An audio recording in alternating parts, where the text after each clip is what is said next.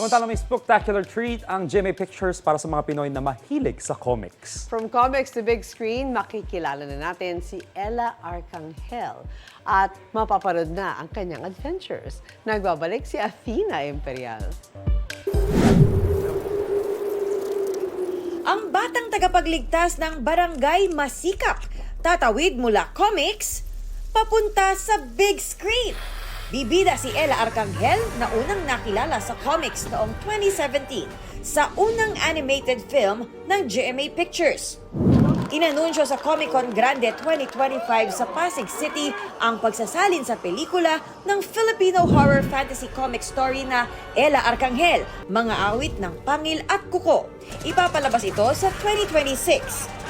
We're very eager to do this because we want to celebrate the creativity, the artistry, and the culture of the Filipino. Buhay pa rin ang comics. Nakikita ko dito sa Comic Con na to, ang dami talagang fans ng comics. And we want to really celebrate the artistry of Filipinos, pati sa comics. And exciting dahil ang galing nila, ang galing ng talent nila. And we're very honored to be a partner in this movie. Katuwang ng GMA Pictures ang 20 Manila sa animation film.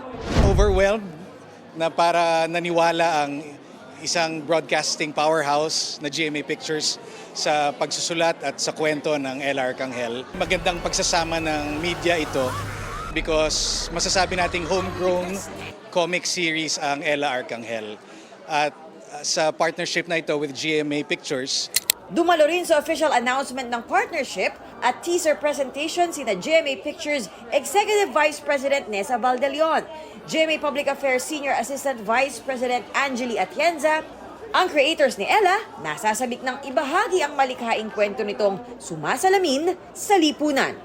Plight ng mga mahihirap, plight ng mga walang bahay, ng mga pinapaalis sa mga bahay nila, yung mga dinidemolish yung bahay. Parang yun yung pinaka-goal ko sa nung ginawa ko to, na para mabigyan ng light tong mga nangyayari na to. Ang Ella Arcangel ay may importanteng mensahe na tingin ko dapat mas mapanood ng mas maraming Pilipino kahit nandito sa bansa natin or sa labas man ng bansa. Ito ang unang balita, Athena Imperial, para sa GMA Integrated News. Gusto mo bang mauna sa mga balita? Mag-subscribe na sa GMA Integrated News sa YouTube at tumutok sa unang balita.